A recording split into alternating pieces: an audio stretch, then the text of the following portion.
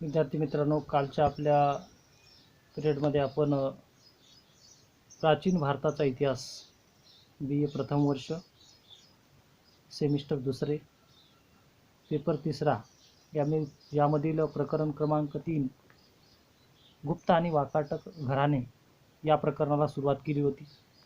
त्यामधील गुप्त घराणे याबद्दलची माहिती पाहण्यास सुरुवात केली आणि या गुप्त घराण्याबद्दलची माहिती पाहत असताना गुप्त साम्राज्याची संपूर्णपणे माहिती पाहिली।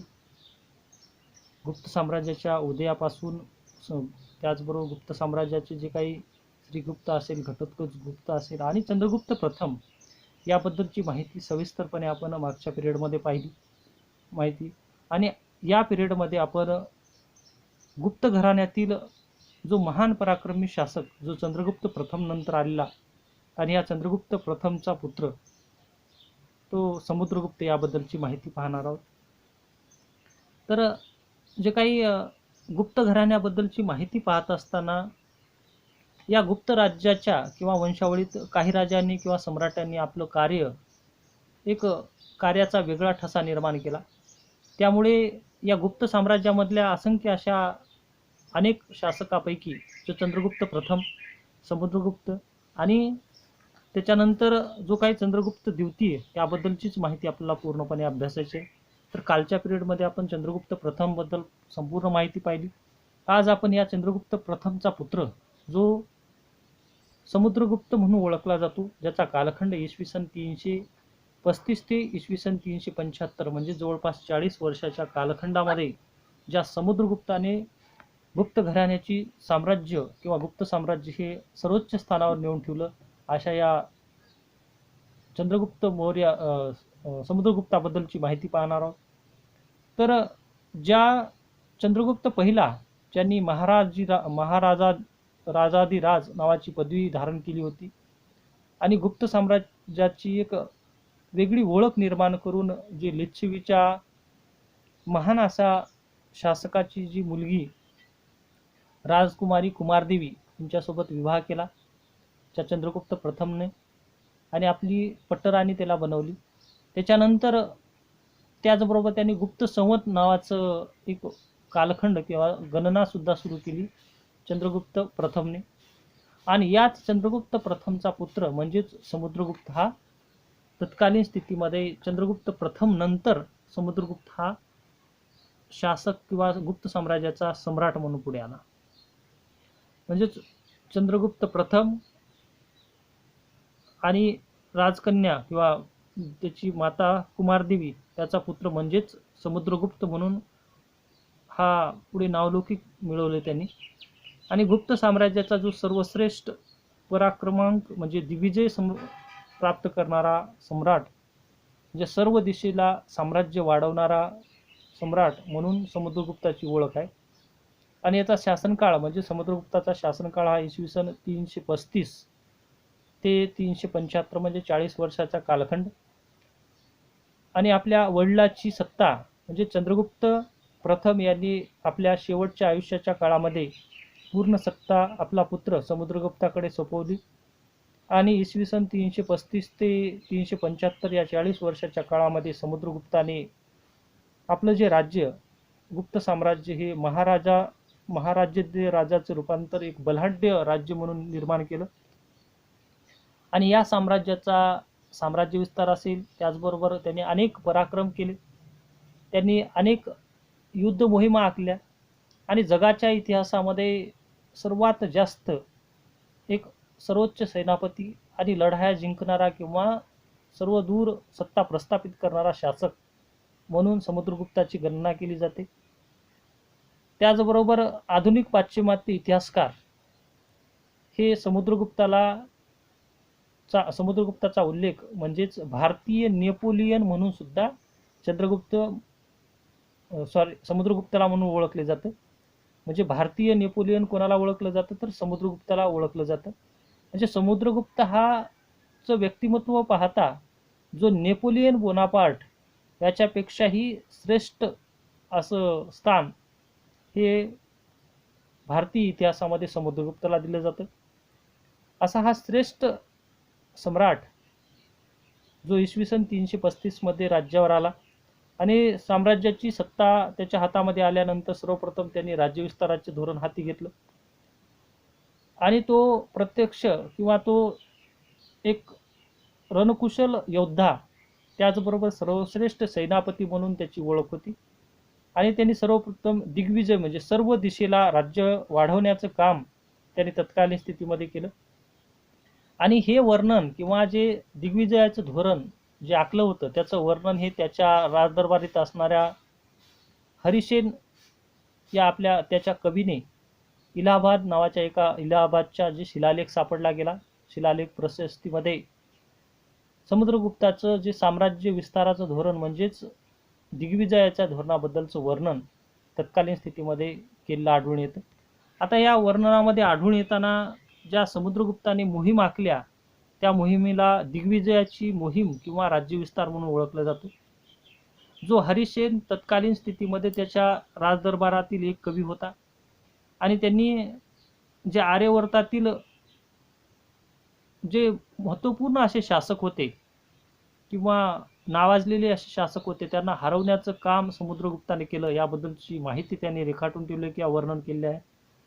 त्यामध्ये सर्वप्रथम अहिच्छत्र राज्याचा अच्युतराय नावाचा शासक याचा पराभव समुद्रगुप्ताने सर्वप्रथम केला.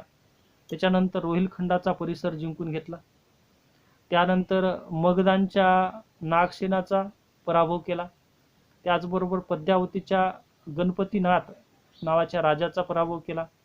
त्याचबरोबर विदिशा नावाच्या राज्याचा एक रुद्रसेन नावाचा शासक होता त्याचा पराभूत केला आणि त्याचं बुंदेलखंड जे राज्य होतं ते सुद्धा जिंकून घेतलं. त्याचबरोबर त्याचं जे सैन्य होतं किंवा साम्राज्य विस्तार त्यांनी करत असताना बंगालपर्यंत त्याची सत्ता पसरली गेली. त्याचबरोबर मध्य आशियातील जे काही वन्य टोळ्या जे प्रजाजनावर किंवा लोकांवर अन्याय आक्रमण करायचे अशा वन्य टोळीवर सुद्धा समुद्रगुप्ताने सत्ता प्रस्थापित केली आणि त्याला जिंकून घेतलं. म्हणजे अशा प्रकारे दिग्विजयाचं धोरण सर्व दिशेला समुद्रगुप्ताने राबवलं. त्याच्यानंतर पूर्व आणि पश्चिम भागातील जे मांडलिक राजे त्यांनी बनवलं म्हणजे जे छोटे छोटे राज्य होते त्यांना सुद्धा पराभूत करण्याचं काम समुद्रगुप्ताने केलं.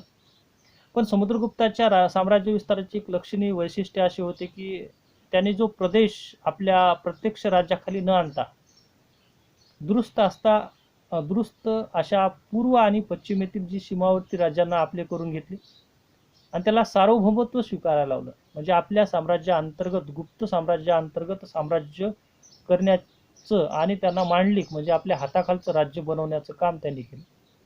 त्यामध्ये नेपाळ असेल, आसाम या परिसरातील राज्ये किंवा छोटे मोठे राज्य हे मांडलिक बनले. त्याच्यामध्ये नेपाळ, कामरूप, देवक, समतांत, कांतीपूर या ठिकाणच्या छोट्या छोट्या शासकांनी समुद्रगुप्ताची जी काही सत्ता ही मान्य केली. त्याच्यानंतर जे काय पश्चिमेकडे वसलेले अनेक जे छोटे छोटे राज्य होते ते सुद्धा राज्य मांडलिक बनवले गेले. त्यानंतर आग्नेय राजस्थानातील जो मारवाडच्या परिसरात मल्ल नावाचं राज्य होतं ते सुद्धा समुद्रगुप्ताने जिंकून घेतलं. त्यांनी सुद्धा समुद्रगुप्ताची अधीनता मान्य केली. त्याचबरोबर अभीर या ठिकाणच्या गणराज्यांना सुद्धा तत्कालीन स्थितीमध्ये गुप्तांचं मांडलिकत्व स्वीकारलं. त्याचबरोबर झाशी असेल, भिलसा या ठिकाणची जी छोटी छोटी गणराज्य होती त्यांनी सुद्धा समुद्रगुप्ताची सत्ता मान्य केली. त्याशिवाय पार्जुनान नावाच्या गणराज्य असेल, सनकादी गणराज्य असेल अशी छोटी मोठी जी सर्व गणराज्य ही तत्कालीन स्थितीमध्ये समुद्रगुप्ताच्या अधिकाराखाली आली. म्हणजे समुद्रगुप्ताने पूर्व आणि पश्चिम भागातील जी मांडलिक राज्य होते त्यांना त्यांच्याकडे सत्ता जिंकून ती सत्ता घेतली पण आपल्या साम्राज्याअंतर्गत फक्त त्यांना मांडलिक बनवलं. त्यांच्याकडून जे काही कर असेल किंवा जी वसुली करून घेतली आणि आपल्या गुप्त साम्राज्याच्या अंतर्गत राज्य त्यांनी मान्य करण्यास त्यांना भाग पाडलं. म्हणून समुद्रगुप्ताला एक महान सम्राट म्हणून सुद्धा ओळखलं जातं. आणि याच समुद्रगुप्ताने जी तत्कालीन स्थितीमध्ये जे दिग्विजयाचे धोरण म्हणजे सर्व दिशेला राज्य वाढवण्याचं जे धोरण आखलं होतं त्यामध्ये आपला जो दक्षिण भाग म्हणजे समुद्रगुप्ताचा जो दक्षिणेचा दिग्विजय कसा होता म्हणजे दक्षिण भागातील आपल्या भागातील कसा महाराष्ट्र किंवा अन्य जो भाग आहे दक्षिणेतला भाग या भागावर त्यांनी राज्यविस्तार करण्याचं काम केलं किंवा साम्राज्य वाढवलं. आणि याबद्दलची माहिती ही हरिसेन जो कवी तत्कालीन स्थितीमध्ये समुद्रगुप्ताच्या दरबारामध्ये होता, त्यांनी इलाहाबाद नावाच्या आपल्या ज्या काही लेखामध्ये प्रशस्तीमध्ये त्यांनी समुद्रगुप्ताची दक्षिण भागामध्ये जी राज्यविस्तार केला त्याचं वर्णन आढळते. त्यांनी दक्षिण भारताचं वर्णन लिहून ठेवताना या हरिसेनने लिहून ठेवलं की समुद्रगुप्ताने दक्षिण भागातील 12 राज्यावर सार्वभौमत्व स्वीकारायला लावण्यास भाग पाडलं. म्हणजेच 12 जी राज्य दक्षिण भारतातली होती त्या सर्व राज्यांना गुप्त साम्राज्याअंतर्गत राज्य म्हणून त्यांनी मान्य करण्यास भाग पाडलं. म्हणजे ते राज्य जिंकून घ्यायचं, त्यांना पुन्हा परत करायचं, पण गुप्त साम्राज्याअंतर्गत राज्यकारभार करण्याची त्यांना सूचना करायचं आणि त्यांना राज्य पुन्हा परत करायचं. अशा प्रकारची जी समुद्रगुप्ताची मोहीम म्हणजे दक्षिणेमधले जी 12 राज्य त्यांनी तत्कालीन स्थितीमध्ये जिंकून घेतले. ती राज्य म्हणजेच तत्कालीन स्थितीमध्ये मध्य प्रदेशातील गोंडवन जो प्रदेश आहे त्या ठिकाणील कोसल राज्य होतं.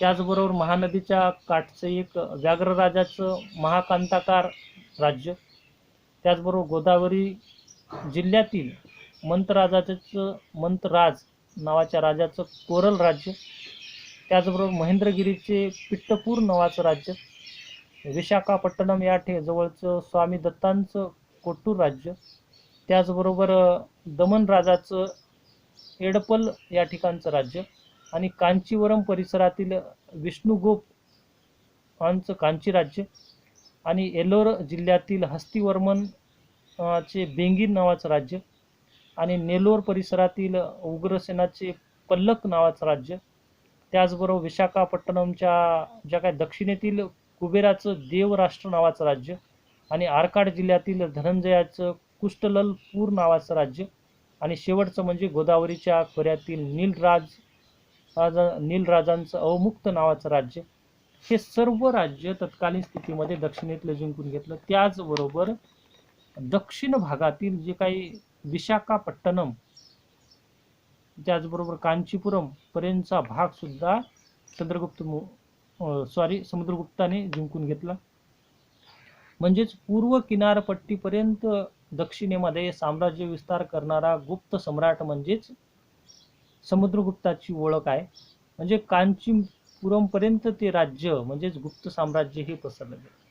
म्हणजे अशा प्रकारे तत्कालीन स्थितीमध्ये जो काही दक्षिणेमधले प्रदेश समुद्रगुप्ताने जिंकून घेतलं, पण त्या प्रदेशातील म्हणजे दक्षिण भागातील फक्त वाकाटक राज्य अबाधित ठेवलं. कारण समुद्रगुप्ताच्या या दक्षिण मोहिमेत दक्खन पठारावरील जे महाराष्ट्र परिसरातील जे वाकाटक नावाचं राज्य होतं त्याला धक्का लावला नाही किंवा त्यांच्यावर आक्रमण केलं नाही. कारण त्यांच्याशी गुप्त साम्राज्याचे मैत्रीपूर्ण संबंध होते. म्हणजेच दक्षिणी दिग्विजयात जिंकलेले राज्य प्रत्यक्ष गुप्त साम्राज्यात समाविष्ट न करता त्याने त्या राज्याला सार्वभौमत्व स्वीकारायला लावलं. म्हणजेच राज्य जे जिंकून घेतलं त्या राज्यांना गुप्त साम्राज्याच्या साम्राज्याअंतर्गत राज्य करणं आणि गुप्त साम्राज्याने ज्या सूचना दिल्या त्या पद्धतीने राज्यकारभार करणं अशा प्रकारचे धोरण हे समुद्रगुप्ताने राबवलं. त्यानंतर समुद्रगुप्ताने सिंहद्वीप या ठिकाणचा परिसर सुद्धा किंवा त्यांच्याशी सुद्धा राज्यविस्तार करण्याचं काम केलं. किंवा सिंहद्वीप नावाचा जो ठिकाण होतं त्यामध्ये समुद्रगुप्ताने सिंहद्वीप यामध्ये राजनैतिक संबंध प्रस्थापित केले. त्याचा पुरावा कुठं आढळून येतो तर सिंहली नावाच्या बौद्ध वाङ्मयामध्ये तत्कालीन स्थितीमध्ये श्री मेघवर्मन या सिंहली राजाने गुप्त साम्राज्याचे जे काही प्रचंड 3 मजली बौद्धविहार बांधला होता. म्हणजे त्या काळामध्ये ज्या गुप्त साम्राज्याने या बौद्ध धर्माला राजाश्रय दिला, बौद्ध धर्माबद्दल एक आस्था निर्माण करून 3 मजली बौद्धविहार हे श्रीवर्मनच्या काळामध्ये बांधलं गेलं. आणि या विहारात जे काही मानकांनी मढलेली जी काही अप्रतिम सुवर्ण अशी बौद्ध मूर्ती सुद्धा प्रतिष्ठापित करण्याचं काम समुद्रगुप्ताने केलं. यावरून समजतं की समुद्रगुप्त हा हिंदू धर्माबरोबर वैदिक धर्माबरोबर अन्य धर्माचे सुद्धा चांगल्या पद्धतीने वागत होता किंवा सहिष्णू होता. हा त्या ठिकाणचा महाबोधी संधाराम नावाचा विहार 7व्या शतकात अगदी सुव्यवस्थित आढळून येत होता. असं वर्णन ह्युनसँग नावाच्या एका चिनी प्रवाशाने लिहून ठेवलं आहे. म्हणजे सिंहद्वीपपर्यंत म्हणजे आग्नेय आशियापर्यंत जी संबंध हा गुप्त साम्राज्याचा निर्माण झालेला आढळून येतो. म्हणजेच गुप्त कलेचा प्रभाव हा सुमात्रा, बोर्निओ या ठिकाणच्या प्रदेशापर्यंत वाढलेला हे समुद्रगुप्ताच्या काळामध्ये दिसून येतं. म्हणून समुद्रगुप्ताला तत्कालीन स्थितीमध्ये गुप्त साम्राज्याचा महान शासक आणि त्याच्या काळामध्ये दिग्विजयाचं धोरण म्हणजे सर्वदूर सत्ता पसरली गेली असा हा समुद्रगुप्त एक अद्वितीय शासक, जो तत्कालीन स्थितीमध्ये गुप्त साम्राज्याची सत्ता त्यांनी निर्माण केली आणि इसवी सन 335 ते 380 या शासनकाळामध्ये जवळपास 40 वर्षाच्या आपल्या आयुष्यामध्ये या समुद्रगुप्ताने जे साम्राज्य निर्माण केलं, त्यामुळे गुप्त साम्राज्याचा श्रेष्ठ आणि अद्वितीय सम्राट किंवा सेनापती म्हणून समुद्रगुप्ताला ओळखलं जातं. केवळ गुप्त साम्राज्याचे नव्हे तर जे भारतीय इतिहासात त्यांचं स्थान हे अद्वितीय मानलं जातं. म्हणजेच भारतीय नेपोलियन अशा प्रकारचा उल्लेख पाश्चिमात्य इतिहासकारांनी समुद्रगुप्ताबद्दलचं मत मांडलं गेलं. म्हणजे ज्या पद्धतीने जगाच्या इतिहासामध्ये नेपोलियन बोनापार्ट पेक्षाही महान महत्त्व हे समुद्रगुप्ताला देण्यात आलं. कारण त्यांनी साम्राज्य विस्तार करताना अनेक राज्यांना जिंकून घेतलं, परंतु त्यांना पुन्हा परत राज्य करून त्यांना सार्वभौमत्व म्हणजेच गुप्त साम्राज्याअंतर्गत राज्य करण्याची मुभा दिली आणि राज्य पुन्हा त्यांच्याकडे ठेवण्याचे काम केलं. म्हणजेच एक साम्राज्याचा संस्थापक, एक श्रेष्ठ प्रशासक आणि उच्च दर्जाचा असा सेनापती, त्याचबरोबर साहित्य असेल, कला, परंपरा, त्याचबरोबर कला स्थापत्य आणि मुत्सद्दी राजकारणी म्हणून समुद्रगुप्ताची ओळख आहे. त्याचबरोबर समुद्रगुप्ताच्या या दरबारामध्ये विद्वानांना किंवा विद्वान पंडित असतील त्या लोकांना राजाश्रय देण्यात आला. म्हणजेच तो अप्रतिम काव्यप्रतीचा किंवा पराक्रमाची ख्याती असलेला हा शासक त्यांनी युद्ध मोहिमाबरोबरच साम्राज्याच्या हिताचं संरक्षण करणं किंवा साम्राज्याच्या हिताचा बाबीला लक्ष दिलं. त्यामध्ये धार्मिक असेल, सांस्कृतिक असेल, तेव्हा स्थापत्यकला असेल याकडे लक्ष दिलं. त्यामुळेच त्याच्या राजदरबारामध्ये हरिसेन सारख्या महान कवीने समुद्रगुप्ताच्या राजदरबारातील जे कवी होते ते प्रत्यक्ष हरिसेन हा समुद्रगुप्ताच्या शासनकाळामध्ये एक युद्धमंत्री म्हणून त्यांनी काम पाहिलं होतं. हा समुद्रगुप्त हा कसा होता याबद्दलचं वर्णन त्यांनी वेगवेगळ्या माध्यमातून हरिसेनने मांडण्याचं काम केलं. म्हणजेच समुद्रगुप्ताची जी काही ऐतिहासिक बाबी त्या मांडण्याचं काम तत्कालीन स्थितीमध्ये कवी हरिसेन यांनी प्रयाग प्रशस्ती त्याचबरोबर चंपू काव्य शैलीमध्ये त्यांनी मांडण्याचं काम केलं. म्हणजे जो दिग्विजयाचं धोरण अंगीकारणारा शासक अशा प्रकारची उपमा सुद्धा त्यांनी दिली गेली. त्याचबरोबर इतिहासकार V.A. स्मिथ यांनी भारतीय नेपोलियन म्हणून हा समुद्रगुप्ताला ओळखलं जातं. म्हणजे जगाच्या इतिहासामध्ये ओळख ही समुद्रगुप्ताची केलेली आढळून येते. आणि तत्कालीन स्थितीमध्ये ज्या काही साम्राज्याची धुरा सांभाळण्यासाठी किंवा विविध राज्यकारभारासाठी पदाधिकारी जे नेमलं होतं, त्या पदाधिकारी नेमताना तत्कालीन स्थितीमध्ये समुद्रगुप्ताने नेमलेले अधिकारी याचं वर्णन हरिसेनने करून ठेवलं आहे. त्यामध्ये कुमारादित्य असेल, विषयपती, संधी वार्तायक, दंडनायक म्हणजेच जो राजाचा पुत्र असेल तो, त्याच्यानंतर संधी वार्ता करण्यासाठी किंवा अन्य राज्याशी मैत्रीपूर्ण संबंध निर्माण करण्यासाठी किंवा पत्रव्यवहाराची भाषी करण्यासाठी अधिकारी, त्याचबरोबर पोलीस प्रशासन व्यवस्था अशा प्रकारच्या विविध खात्याची निर्मिती, त्याचबरोबर साहित्य असेल, संगीत असेल या ठिकाणी या बाबीमध्ये रुची घेणारा किंवा आवड निर्माण करणारा शासक. त्यामुळेच हरिसेन द्वारा किंवा हरिसेन यांनी त्यांना कविराज, संगीतप्रेमी म्हणून अशा प्रकारच्या उपाध्या सुद्धा तत्कालीन स्थितीमध्ये समुद्रगुप्ताला दिलं जातं.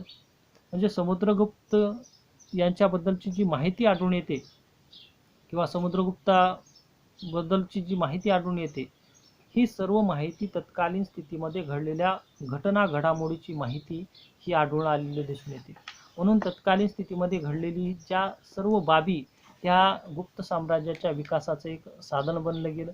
आणि गुप्त साम्राज्य हे तत्कालीन स्थितीमध्ये वाढलेलं साम्राज्य म्हणून नावलौकिक प्राप्त झालं. आणि या गुप्त साम्राज्यामध्ये ज्या काही गुप्त साम्राज्याचे एकत्रीकरण, प्रशासन व्यवस्था असेल, व्यापारामध्ये वाढ असेल, किंवा जे काही भारतीय भाषा, संस्कृत भाषेला उत्तेजन किंवा संस्कृत भाषेला महत्त्व प्राप्त झालं. त्याचबरोबर जे हिंदूचं साम्राज्य स्थापन होण्याची एक जे झालेलं होतं, त्यामुळे नवीन कालगणना मिळाली गुप्त साम्राज्यामुळं. आणि हा सर्व बाबी म्हणजेच गुप्त साम्राज्याचा एक सुवर्ण काळ म्हणून ओळखला जातो. हे झालं आजच्या पिरियडमध्ये आपण जी माहिती पाहिली ती म्हणजेच गुप्त साम्राज्यातील दुसरा शासक म्हणजेच समुद्रगुप्त, जो महान पराक्रमी शासक समुद्रगुप्ताची माहिती पाहिली. उद्याच्या पिरियडमध्ये आपण समुद्रगुप्त द्वितीय, जो विक्रमादित्य म्हणून ओळखला जातो, 380 ते 415 हा कालखंड विक्रमादित्यचा ओळखला जातो. या कालखंडाची माहिती आपण उद्याच्या पिरियडमध्ये पूर्णपणे अभ्यासणार आहोत.